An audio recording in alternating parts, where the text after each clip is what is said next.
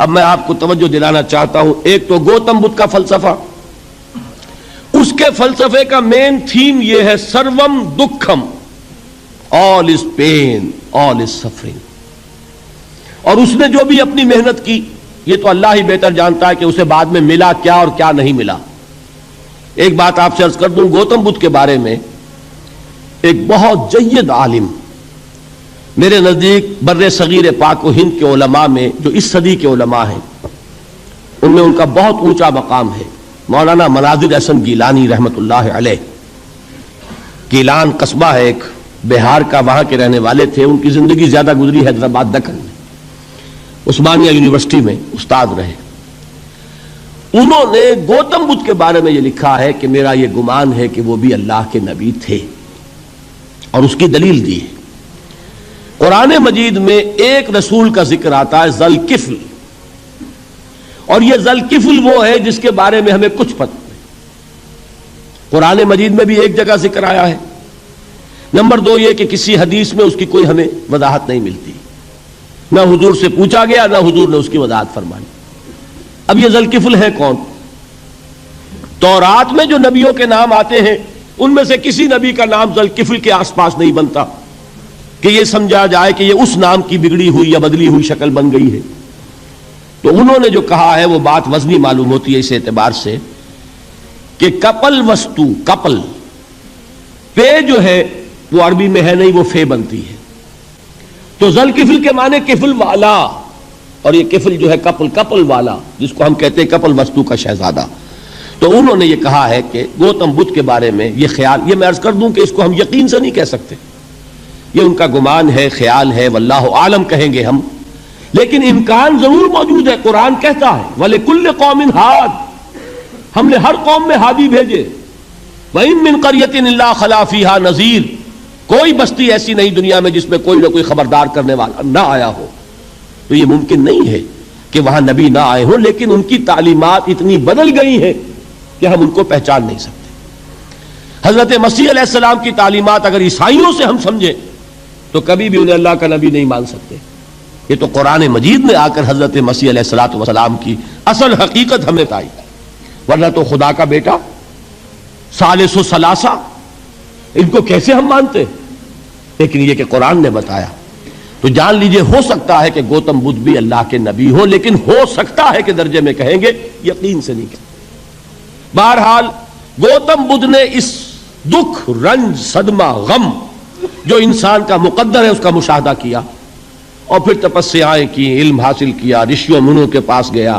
اس نے کوشش کی کہ معلوم ہو سیلویشن کا راستہ کون سا ہے، اس دکھ سے نجات پانے کی کوئی سبیل بھی ہے کہ نہیں، اس غم سے، اس نجات سے، اس اندوہ سے انسان کسی طریقے سے چھوٹ سکتا ہے یا نہیں. اسی کو سیلویشن کہتے ہیں انگریزی میں، اسی کو ہندی میں نروان کہتے ہیں، اسی کو عربی میں نجات کہتے ہیں. ان نجات معلقۃ بمجموع هذه الاشیاء. میں نے امام رازی رحمۃ اللہ علیہ کے الفاظ میں آپ کو وہ لفظ بتایا، نجات کی راہ. اچھا، جدید فلسفوں میں جن حضرات کو دلچسپی کی بات ہے انہی کے بارے میں یہ عرض کر رہا ہوں. جدید فلسفوں میں بھی ایک فلسفہ ہے وجودیت، ایگزسٹانشلزم.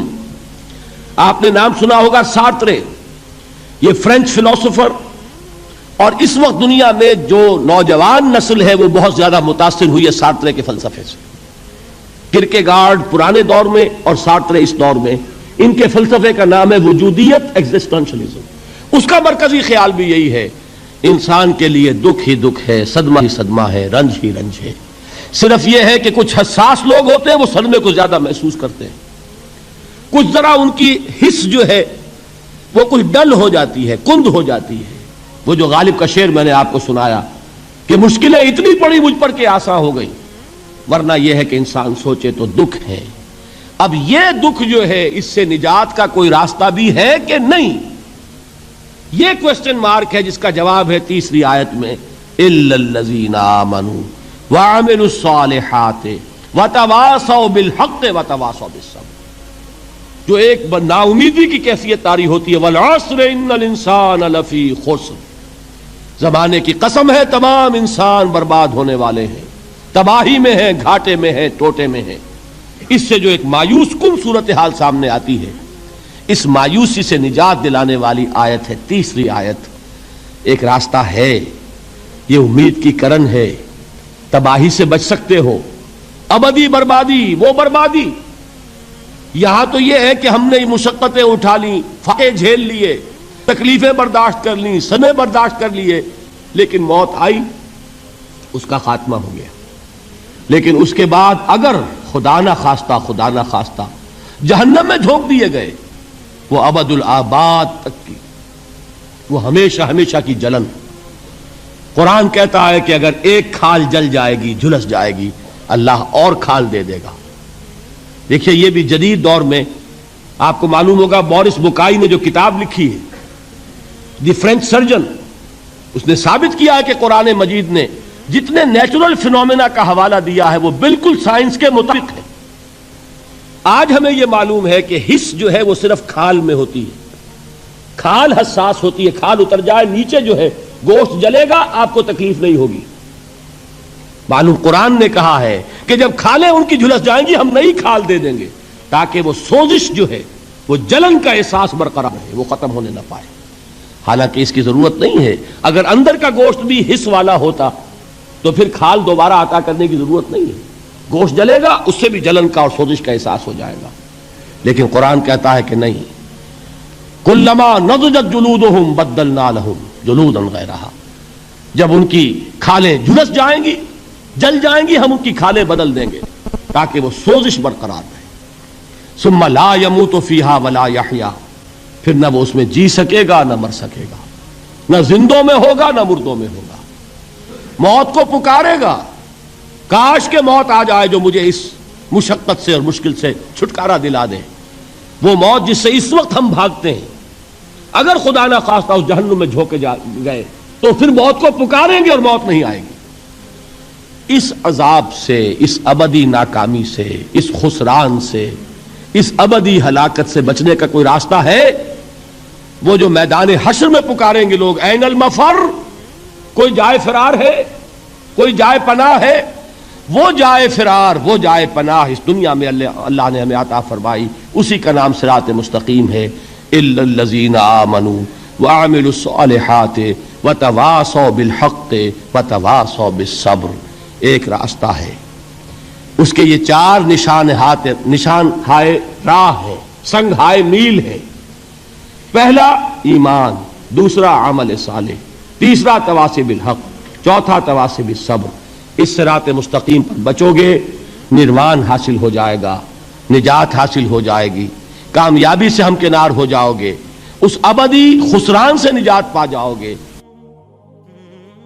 مرشد دے عشق تصور وچ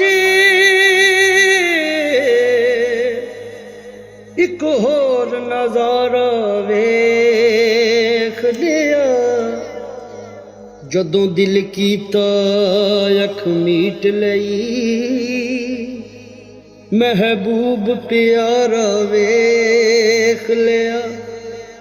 بڑا شوق سی رب ارنی دا، ایک چلک نہ موسیٰ سہ سکیا،